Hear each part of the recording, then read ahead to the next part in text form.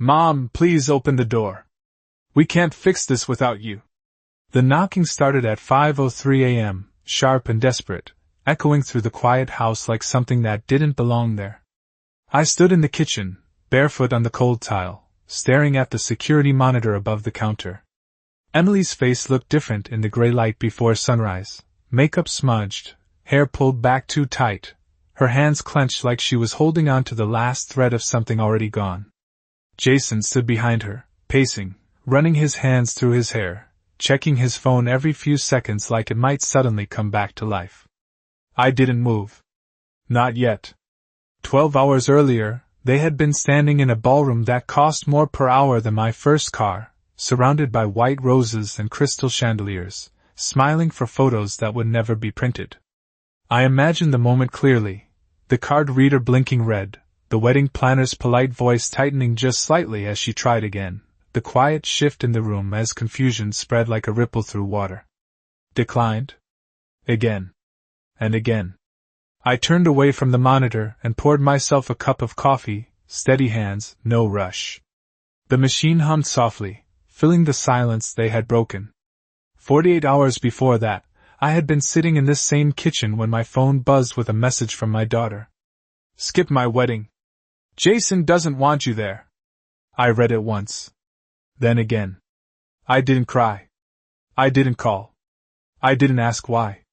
I simply set the phone down beside my coffee and let the words settle, cold and final, like a door closing somewhere deep inside me.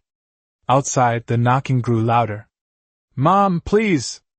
Emily's voice cracked now, the way it used to when she was little and afraid of the dark. Funny how some things never change. I walked slowly back to the counter and glanced at the screen again. Jason leaned in close to her, whispering something urgent, his jaw tight, his confidence gone. I had seen that look before, years ago, when he first came to me asking for help, pretending it was for them, when it had always really been for him. The truth is, neither of them had ever really understood how anything worked. Not the accounts. Not the trusts. Not the quiet safeguards I had put in place long before this. Morning ever arrived. I picked up my mug and took a slow sip, letting the warmth settle in my chest. Outside, their world was unraveling. Inside, everything was exactly as it should be. I reached for the panel beside the door, my fingers hovering just above the unlock button, listening to the frantic rhythm of their knocking, the soft pleading in my daughter's voice, the silence that followed each unanswered call. They hadn't wanted me at the beginning of their perfect day. Now, somehow, I had become the only way it could continue. The ballroom had gone quiet in a way that did not belong to celebrations, the kind of quiet that spreads slowly, table by table, as people begin to notice something is wrong but no one wants to say it out loud. I could picture it clearly without being there. The white linens, the polished silverware, the carefully arranged centerpieces that Emily had spent months choosing. All of it waiting for a moment that refused to begin. The wedding planner, a woman with a calm voice trained for situations like this, probably tried to keep things moving at first. She would have smiled, reassured the vendors, asked for a moment, while she checked with the couple. But systems do not lie. Payments do not pretend. When the numbers do not match, everything stops. Jason would have been the first to notice the shift. He always noticed money. The way his shoulders tighten, the way his voice sharpens just slightly when something does not go according to plan. I have seen it before, though he believed I never paid attention. He would have stepped aside, pulling out his phone, scrolling through confirmations, emails, transactions he thought he understood. And Emily, standing there in her dress, would have looked at him the way she used to look at me when she was younger, waiting for someone else to explain what was happening. That was always her way. Waiting. Trusting. Not asking enough questions until it was too late. Outside my front door, the knocking turned uneven, no longer controlled, no longer polite. I could hear the difference now. Panic has a rhythm of its own. I walked toward the window instead of the door, pulling the curtain back just enough to see them directly this time, not through a screen. The early morning light was soft, almost kind, but it did not soften what I saw. Emily looked smaller than I remembered, as if something had been taken from her overnight. Jason looked tired, the kind of tired that comes from losing control of something he thought he owned. I wondered when they had figured it out. Not the money itself. That part would have taken longer. I meant the moment when they realized that I was not simply absent. I was the reason everything had stopped. The planner would have asked questions. Vendors would have demanded answers. Someone would have said my name, quietly at first, then louder when the pattern became clear. It would not have taken long after that. Emily's phone would have been full of missed calls by then, messages piling up, each one a reminder that something she thought was secure had slipped through her hands. I took another sip of my coffee and set the mug down carefully. Nothing about this required speed. Nothing about this required anger. This was never about ruining a day. It was about revealing something that had been hidden in plain sight for far too long. Outside, Emily stepped closer to the door, resting her forehead briefly against the wood as if she could feel me on the other side. "Mom," she said again, softer now, almost a whisper. Not demanding. Not dismissive. Just a daughter, standing where she never thought she would have to stand. I closed the curtain gently and turned back toward the kitchen. The house was still. The clock on the wall ticked steadily, marking time the same way it always had, indifferent to everything that had changed. For years I had been part of their world in ways they barely noticed. Quiet contributions. Careful decisions. Support that did not ask for recognition. And in a single message she had chosen to step outside of that. I respected that choice. I truly did. But choices, I have learned, do not end when they are made. They unfold. They echo. They return to you, sometimes in ways you never expected, sometimes at 5 o'clock in the morning, standing on a doorstep you once walked through without thinking. It had not started with that message, not really. Messages like that do not appear out of nowhere. They grow slowly, quietly, in the spaces where respect used to live. I began noticing the changes months ago, though at the time I told myself they were small things, ordinary things, the kind of distance that happens when a child builds a life of her own. Emily used to call every Sunday morning without fail. 8 o'clock, just after her coffee, before her day began. We would talk about simple things, grocery lists, weather, the neighbor's dog that barked too much. Then the calls became shorter. Then they moved to later in the day. Then they stopped altogether, replaced by quick messages that felt more like obligations than conversations. I did not question it. I believed what mothers often choose to believe, that love does not disappear, it only changes shape. But there were other things. Subtle at first. Jason answering her phone when I called, his voice polite but distant, always explaining that she was busy, that they would call me back later. They rarely did. Decisions being made without me, plans announced instead of discussed.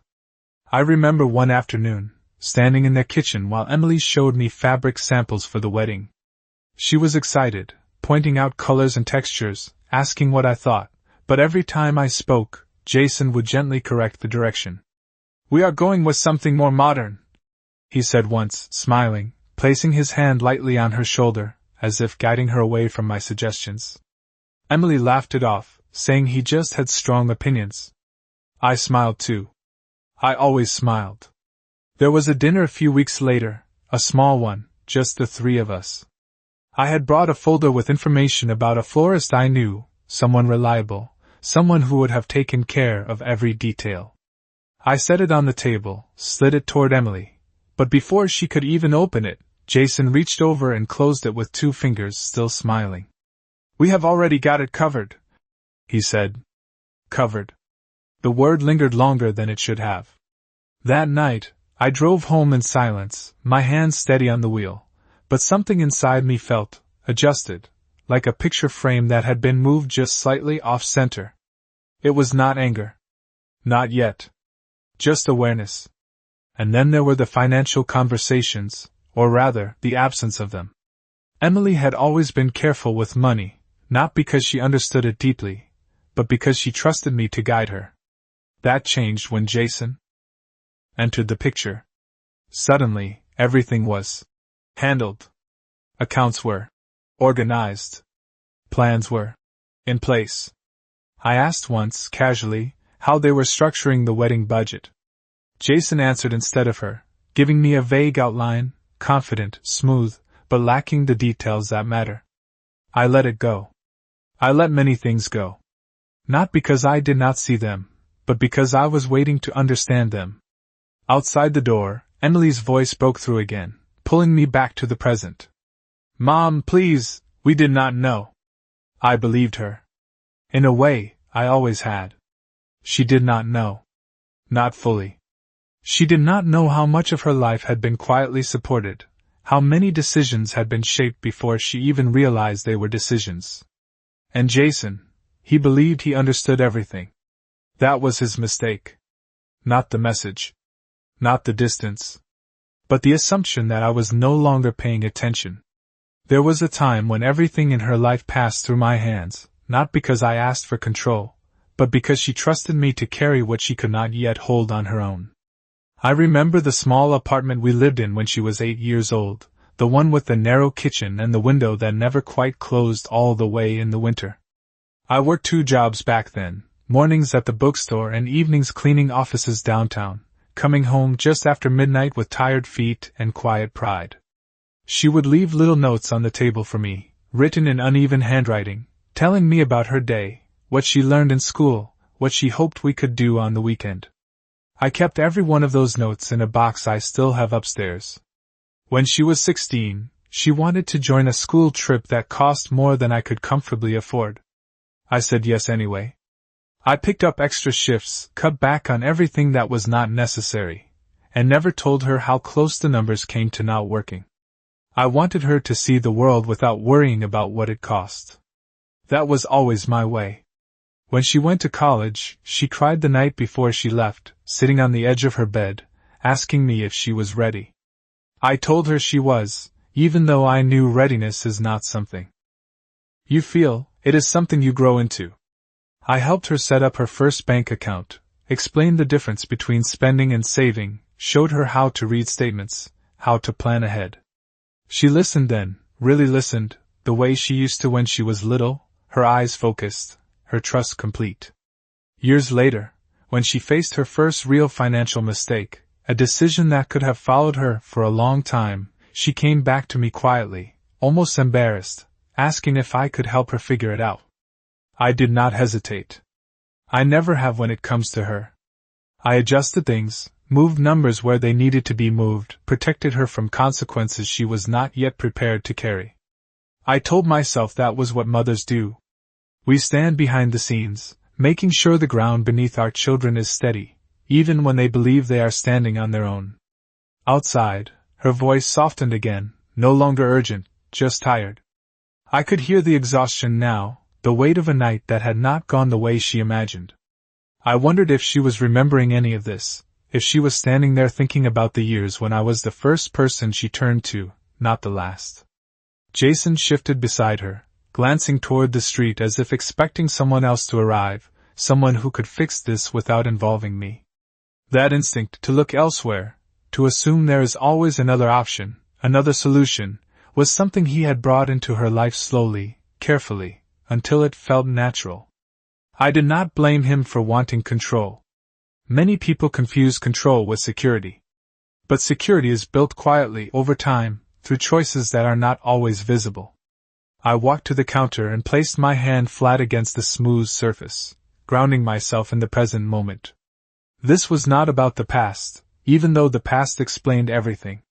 This was about understanding what had changed, and more importantly, what had not. I had never stopped watching. I had never stopped protecting. I had simply stopped reminding them that I was the one doing it. I had not always kept things separate, not in the beginning. When Emily first started building her life, everything was simple, transparent, shared in a way that felt natural between a mother and a daughter who trusted each other completely. But over time, I learned something that most people only understand after it is too late, that clarity is not the same as security, and that the more visible something is, the easier it is to misunderstand its true value. So I began to adjust slowly, carefully, without announcement. Not to hide anything, but to protect it. The wedding fund had started years before Jason ever entered the picture. A quiet account, built piece by piece, contribution by contribution, every dollar placed there with a purpose that did not need to be spoken out loud. It was never meant to impress anyone. It was meant to ensure that when the day came, Emily would not have to worry about anything. She would walk into that moment knowing everything was taken care of. That was the plan. That was always the plan. When Jason began talking about budgets, about vendors, about managing everything efficiently, I listened. I let him believe he was leading the process. He spoke in confident tones, used words that sounded solid, structured, convincing. But he never asked the right questions. He never looked beyond what was placed directly in front of him. Emily followed his lead, not out of carelessness, but out of trust. The same kind of trust she once placed in me, now redirected, reshaped. I did not interrupt. I did not correct. I simply made sure that the foundation remained where it had always been, under my control, secured in ways that did not require their awareness to remain effective. There were signatures involved, of course. Documents. Permissions. But they were arranged long before this moment, when trust was still assumed, when my role was still understood without question. I remember the day Jason mentioned consolidating everything into one accessible account. He said it casually, as if it were a minor improvement, something that would make things easier for everyone. I smiled and nodded, asking a few gentle questions, letting him explain his reasoning. He believed I was considering his suggestion. In reality, I was confirming something far more important, that he did not yet understand how anything was actually structured. That realization settled quietly in my mind, not as a warning, but as a certainty. Outside, I could hear Emily's voice again, softer now, slower, as if each word required more effort than the last. "Mom, please, we just need to talk." Jason stepped forward this time, his voice lower, controlled, trying to regain some sense of authority even now. "There has been a mistake," he said, choosing his words carefully, as if the right phrasing could reshape reality. I almost smiled at that. A mistake suggests something accidental, something unintentional. This was neither. I walked back to the monitor and looked at them again, really looked this time, not as a mother seeing her child, but as someone observing a situation that had finally reached its natural conclusion. They were not standing there because of a single decision. Not because of one message, or one conversation, or one moment of distance. They were there because of a pattern, a series of choices layered over time, each one building on the last, each one moving them further away from something they no longer recognized until it was gone. I placed my hand on the panel again, feeling the smooth surface beneath my fingertips, steady, familiar. Control, I have learned, is not about force. It is about understanding where the true leverage lies, and having the patience to use it only when necessary. And this morning, for the first time in a very long time, they were beginning to understand exactly where that leverage had always been. The moment itself had been almost disappointingly simple, which is often the case with decisions that change everything. No raised voices. No dramatic gestures. Just a quiet afternoon, sunlight falling across the kitchen counter, my laptop open in front of me, and a single line of text that had settled into my mind with absolute clarity. Skip my wedding. I remember reading it again, not because I needed to understand it, but because I wanted to feel exactly how it landed, without softening it, without explaining it away.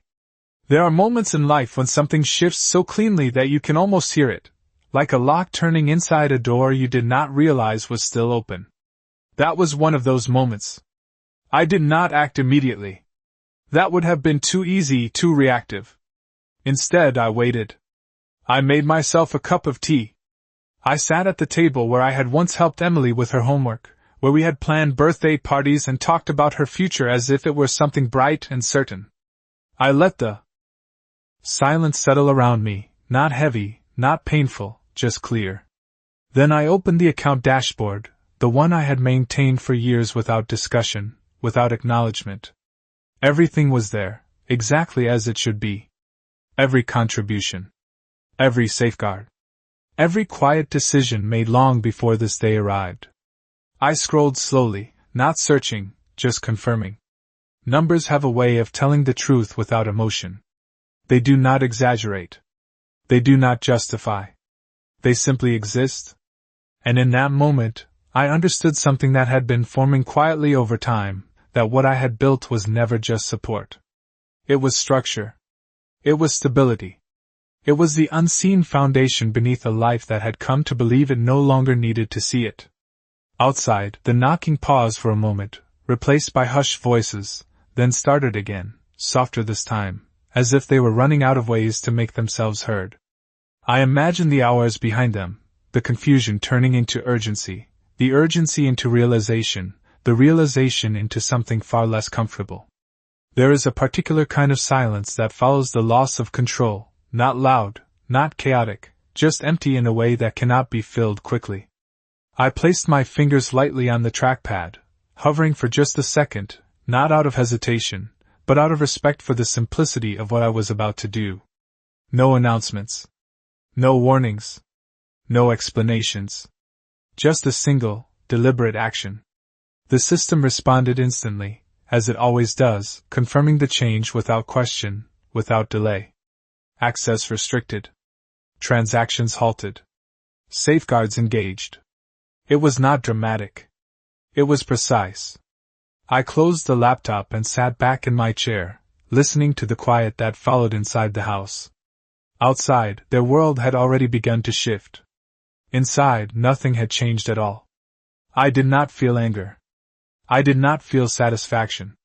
What I felt was something much steadier. Something that had been there long before this morning, long before that message, long before Jason ever stepped into our lives. Clarity. The kind that does not need to be explained, because it reveals itself in the simplest possible way. You do not remove someone from your life and expect the foundation they built to remain untouched. And sometimes, the only way for someone to understand that is to let them feel exactly what that absence looks like. It did not take long for the silence outside to change shape. At first, there had been urgency, sharp knocks, raised voices, the kind of energy that still believes a situation can be fixed quickly if only the right words are used. But now, that urgency had started to dissolve into something slower, heavier, something that lingered between each knock like hesitation. I could hear it in the way Emily spoke my name, no longer calling out, but waiting after each word, as if she was listening for something that might not come. Jason, on the other hand, had gone quieter in a different way. His voice, when it came through the door, was controlled, measured, trying to rebuild authority in a situation that no longer responded to it. "We just need a few minutes," he said at one point, his tone carefully neutral, as if this were still a conversation between equals, as if structure and logic could still guide what was happening. I leaned lightly against the counter and listened, not to the words themselves, but to what sat underneath them. There is always something underneath. The truth does not usually announce itself directly. It reveals itself in what people do when their usual strategies stop working. I imagined the calls they had already made before coming here. The venue coordinator, the caterer, the florist, each one asking the same question in different ways. Payment confirmation. Authorization. Access. Words that had always been simple before, now suddenly complicated. I could picture Jason pacing in that ballroom, his confidence unraveling thread by thread as each answer led to another question he could not fully answer. Emily standing nearby, watching him, waiting for him to fix it the way she had always believed he could. And then the moment when that belief began to shift, not all at once, but enough to create doubt. Doubt is quiet, but it changes everything. Outside, footsteps moved across the porch, then stopped. A softer knock followed, almost uncertain. "Mom! I am sorry!" The words landed differently this time. Not because they were louder, but because they were no longer framed as a solution. They were simply there, without expectation. I closed my eyes for a brief moment, not out of weakness, but out of recognition. This was the part no one talks about. Not the action, not the consequence, but the space. In between, where everything becomes clear and nothing can be undone by explanation. I had not created this situation to hear those words. That would have been too small, too temporary. What mattered was understanding. Not just for them, but for me as well. Understanding what had changed, and what had been there all along, waiting to be seen. I walked slowly toward the door, my steps steady, unhurried, each one measured in a way that felt almost automatic. Outside they must have heard the movement, because the knocking stopped completely. Silence settled again, but this time it was shared, stretched across both sides of the door. I reached for the handle and rested my hand against it, feeling the cool metal beneath my palm. Just on the other side stood the life I had spent years supporting, shaping, protecting. And now, for the first time, they were standing there without the part of it they had never fully understood. Not removed. Not destroyed. Just no longer available in the way they had assumed it always would be. I stood there for a moment longer, letting that truth settle into place, not heavy, not painful, just final in a way that required no further explanation. I turned the handle slowly, not because I was unsure, but because some moments deserve to be met at their own pace. The door opened just a few inches at first, enough to let the early morning air slip inside cool and quiet, carrying with it the tension they had been standing in for hours. Emily stepped forward immediately, as if afraid the door might close again before she could reach me. Up close, I could see the details more clearly now, the faint lines beneath her eyes, the way her shoulders curved inward, no longer held by certainty. Jason remained half a step behind her, close enough to be present, but not close enough to lead. That, more than anything, told me what I needed to know. "Mom," Emily said again, softer this time, her voice no longer asking for permission, just hoping for it. I opened the door a little wider, but I did not step back. I stayed where I was, one hand resting lightly against the frame, grounded, steady. "What happened?" I asked, my tone even, not sharp, not cold, simply clear. It was a simple question, but it shifted something. Immediately.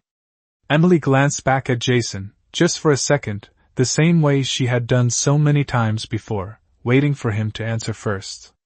He hesitated, just long enough for the silence to stretch. "There was an issue with the payments," he said finally, choosing each word carefully, trying to keep the situation contained within something that could still be explained away. "We think there might have been a system error." I nodded slightly, as if considering the possibility. "A system error," I repeated, letting the words settle between us. Emily shook her head quickly, her composure slipping just enough to reveal the truth beneath it. "Everything stopped," she said, her voice trembling now, not dramatically, just honestly. "The venue, the caterer, even the hotel rooms.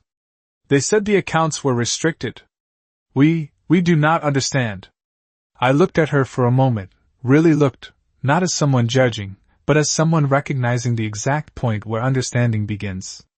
"No," I said quietly. "You do not." Jason stepped forward then, his tone shifting, less controlled now, more direct. "If you know something about this, we need you to tell us. This is not the time for whatever this is." I met his gaze calmly, without raising my voice, without matching his urgency. "This," I said, "is exactly the time for it." The words did not land with force, but they did not need to. They were enough. Emily's eyes filled, not with dramatic emotion, but with realization, the kind that comes slowly, piece by piece, until it becomes impossible to ignore. "Mom," she whispered, Did you do something?" I did not answer immediately. I stepped back just enough to open the door fully, then turned slightly, gesturing toward the quiet space inside the house. Not an invitation. Not a refusal. Just a shift. "Come in," I said. They hesitated for a second, as if unsure whether they were still welcome in a place they had so easily excluded me from just days before. Then Emily stepped inside, followed by Jason, both of them carrying the weight of a situation they could no longer control. I closed the door behind them gently, the soft click echoing through the room, not loud, not final, just enough to mark the moment for what it was. A beginning, not of what they had planned, but of something far more honest than anything they had built without me. They stood in my living room the way people do when they are no longer sure of their place, not sitting, not speaking, just waiting for something to be explained in a way that would make everything return to what it had been before. I walked past them without urgency and set my cup on the table, the soft sound of ceramic against wood filling the silence they could not seem to break. For a moment, no one said anything.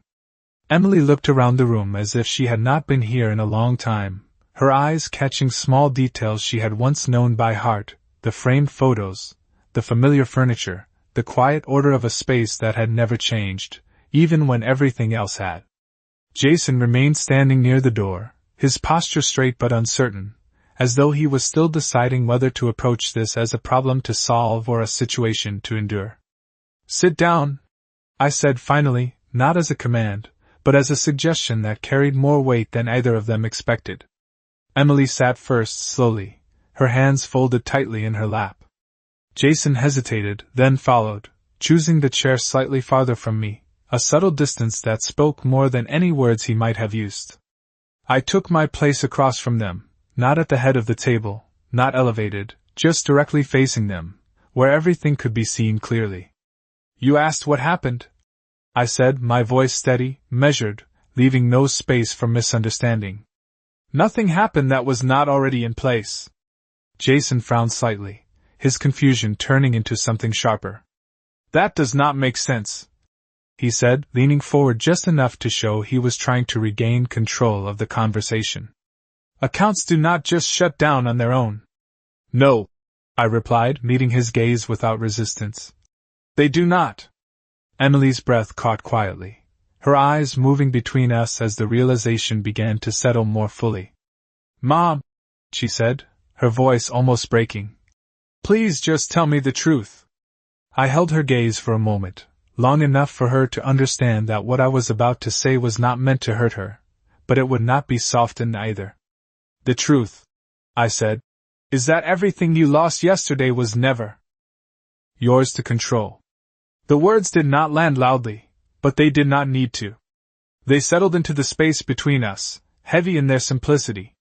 Jason sat back slightly, processing, his expression tightening as the pieces began to connect in a way he had not anticipated. "You are saying, you did this?" he asked, his voice quieter now, stripped of its earlier certainty. I did not rush to answer. I let the question exist for a moment, just as I had let everything else unfold in its own time. Then I nodded once calmly. "I protected what I built," I said. Emily shook her head slowly, tears forming now, not dramatic, not overwhelming, just present. "But why?" she asked, the question carrying years of assumption within it. I looked at her, not with anger, not with disappointment, but with clarity that had taken time to reach. "Because you asked me to disappear," I said softly. And I respected that. The room fell silent again, but this time it was different. Not confused. Not uncertain. Just still. Outside, the morning had fully arrived, light filling the edges of the windows, steady and undeniable. Inside, there was nothing left to explain. Only something to understand, something that could not be undone, but could still be faced for what it truly was.